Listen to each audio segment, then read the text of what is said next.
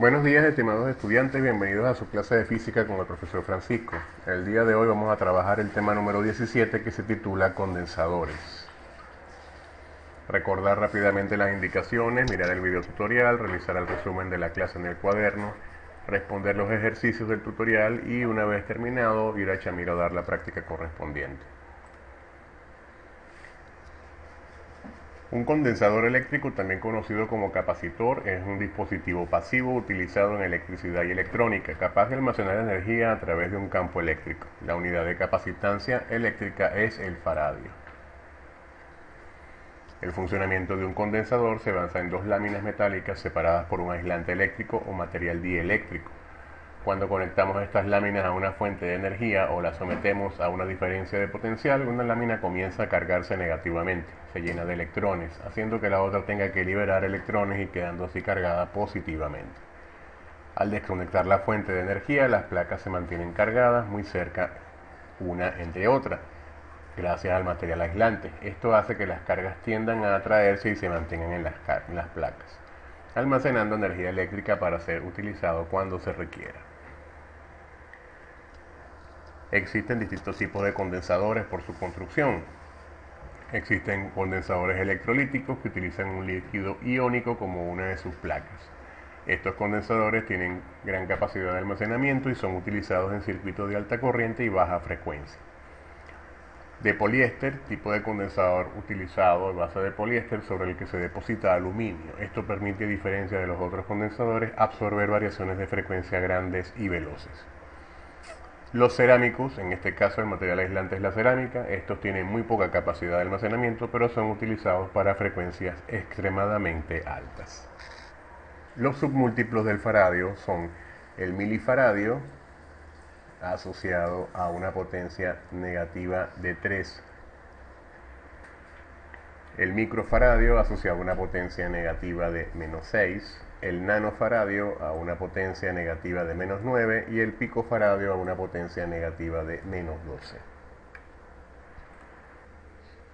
Bien, tomando en cuenta entonces lo que es la definición de capacidad, hablaremos acerca de la capacidad lineal del condensador, que es un valor que no depende de la carga ni de la tensión aplicada, sino de la construcción y la geometría del condensador, así como también de los materiales con los que está elaborado.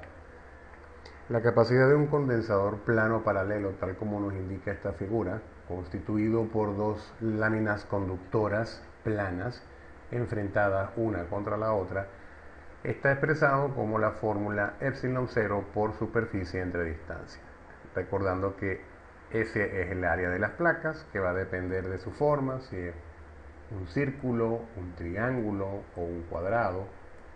Eso sí, siempre estas placas enfrentadas deben tener la misma forma. Si tengo un condensador con una placa triangular de un lado, del otro lado también debe ser una placa triangular. ¿Okay? Del mismo modo, la distancia entre las placas, representada por la letra D, y epsilon, que corresponde a la constante de permitividad que ya conocemos de la ley de Coulomb, la cual es 8.85 por 10 a la menos 12 newton metro cuadrado sobre Coulomb cuadrado. He de tomar en cuenta que esta fórmula me permite calcular la capacidad de un condensador sin dieléctrico, es decir, no hay nada entre sus placas. Condición ideal, por llamarlo de alguna manera. ¿Ya? No hay nada entre sus placas. Entonces no tiene dieléctrico. ¿Bien? Muy bien.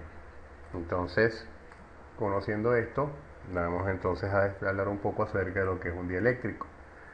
Es un material con baja conductividad eléctrica, es decir, es un aislante. Y la constante dieléctrica es un parámetro físico que describe de qué manera son afectados por un campo eléctrico estos materiales. Las funciones del dieléctrico en un condensador van de la parte mecánica, es decir, es un medio mecánico que permite separar los dos conductores, los cuales deben estar muy próximos para obtener una capacidad grande. Del mismo modo, mejora o aumenta la resistencia de la ruptura del condensador. Esto debido a que la resistencia de ruptura de un dieléctrico es generalmente mayor que la del aire. Esto refiere entonces a que se dificulta la formación de un arco eléctrico o de una chispa que salte de una placa a la otra. Muchos materiales tienen la resistencia de ruptura dieléctrica mayor que la del aire, permitiendo una diferencia de potencial mayor entre los conductores que forman las placas del condensador. Pasamos ahora a explicar el siguiente ejemplo, donde debemos calcular la capacitancia de un condensador de placas paralelas que tiene forma de cuadrado con 10 centímetros de lado y una separación de 1 milímetro. Recordando que en todo este ejercicio debemos trabajar siempre en el sistema internacional, significa que yo debo realizar las transformaciones correspondientes, por ejemplo, de centímetros a metros, lo cual me permite expresar el área de estas placas como 10 a la menos 2 metros cuadrados, y del mismo modo la distancia, que es 1 milímetro, como 10 a la menos 3 metros. De esta manera procedo entonces a sustituir todos y cada uno de los valores, recordando que epsilon sub 0 es la constante de permitividad que ya conocemos y que vale 8,85 por 10 a la menos 12, en este caso faradio por metro, que es el equivalente a newton por metro cuadrado sobre coulomb cuadrado.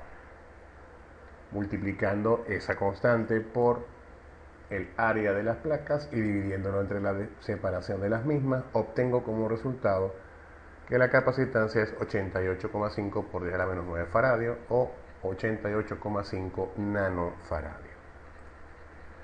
Bien, hasta aquí la clase de hoy, espero que haya sido de tu agrado. Cualquier duda o inquietud puedes consultarme por teléfono. Espero que nos veamos muy pronto. Mil bendiciones para todos.